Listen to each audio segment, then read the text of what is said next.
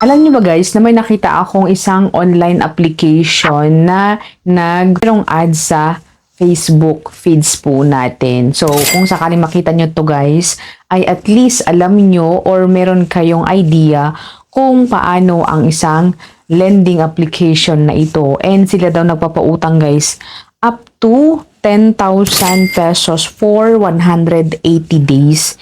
And installment siya guys. Monthly 1,756. And meron din silang pinapautang up to 30,000 pesos. Loan term 365 days. Monthly installment nito 2,773. And ito lang pong application na ito ay nadadownload sa App Store. Before we go on guys sa review, ay sa mga hindi nag-subscribe, mag-subscribe na, i-hit ang bell button para ma-update ka sa upcoming videos and tutorials.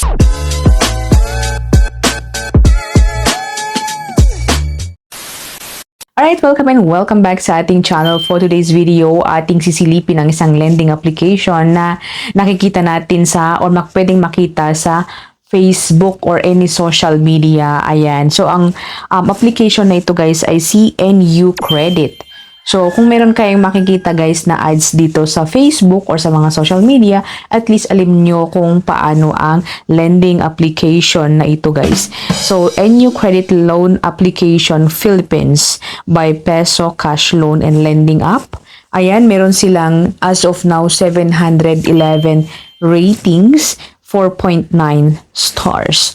Ayan. So, maraming 5 stars. Ayan, as you can see sa screenshot, maraming nag-top ng 5 stars. Pero, paano kaya nila nagawa or bakit kaya nila binigyan ng 5 star ang application na ito? Ayan. So, ang developer pala nito guys, NU Cetus Lending Incorporated. Ayan. So, ayon sa kanilang application or sa kanilang about application, loan amount range from 1,000 to 40,000 pesos. Wow. And repayment 180 days. Wala naman sinabi dito na installment pero sa kanilang ads ay meron guys. So multiple quota available. Ayan. So higher and higher amounts. Ayan. And then no collateral and safe, convenient yung application na ito. Ayan. So upon downloading guys ay maglalagay tayo ng active na phone number. Magsisend sila ng OTP. So, yun yung basic guys na requirement sa application. Sa mga application, ayan. So, wag muna kayo mag-download guys. Panoorin nyo muna kung goods ba itong utangan or hindi. Ayan. So, upon sending nga, ayan. So, magsasend sila ng OTP. And after which guys is mapupunta tayo sa kanilang dashboard.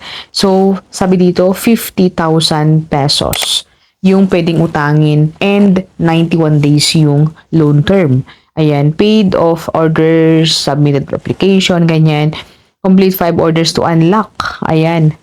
And click natin yung apply para makapag-push through tayo. First step, ayan, is yung sa personal information. So, province of residence, city of residence, residential address, postal code, educational level, and marital status, number of children, ayan, and then living condition, kung nagre-rent ba tayo or hindi. After which guys is yung work information. So, profession, ayan, how long have you been here, and monthly salary or monthly income. Nilagay ko lang dito guys is unemployed, ayan, pero kailangan pa rin mag-submit ng kung ano-ano dito.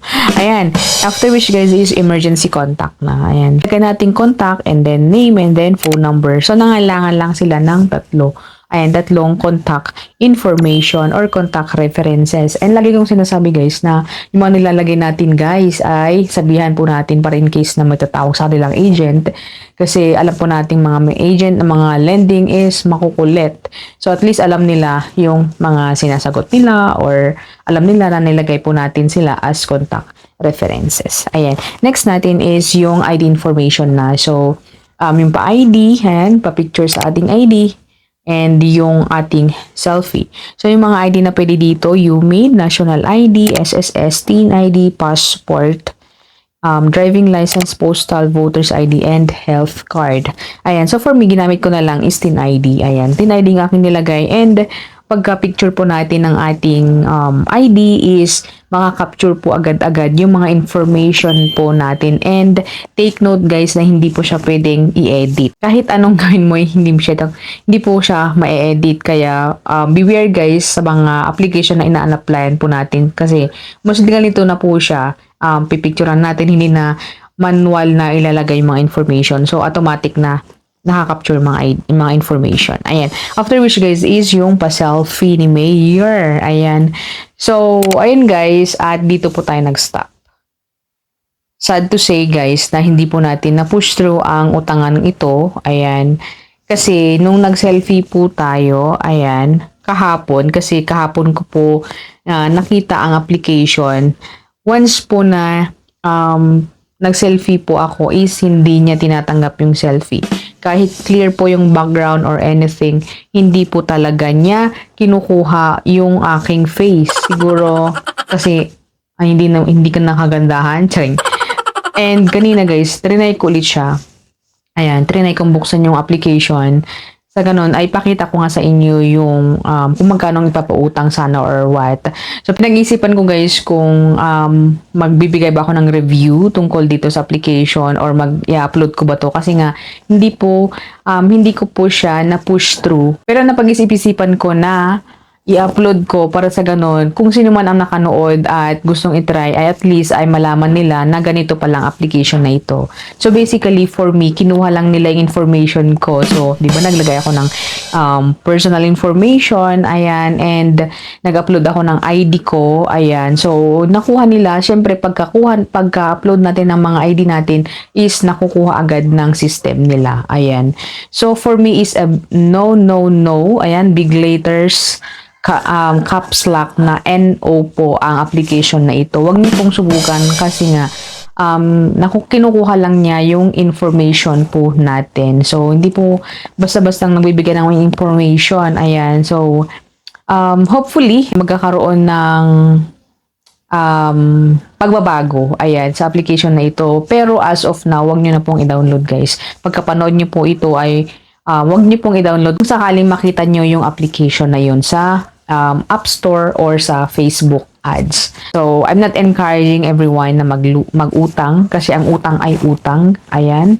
At kailangan po din nating bayaran. Buti sana kung maganda ang utangan. Pero paano kung 7 days? Ayan. And saan tayo kukuha ng mga ano. So, yun lang po guys. I'm not encouraging na mag-loan. Ayan. Nagbibigay lang po ako ng insight or nag-share lang po ako ng aking experience or kung anong nakita ko sa isang application. Ayan.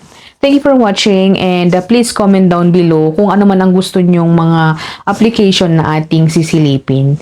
Thank you for watching again. Bye for now.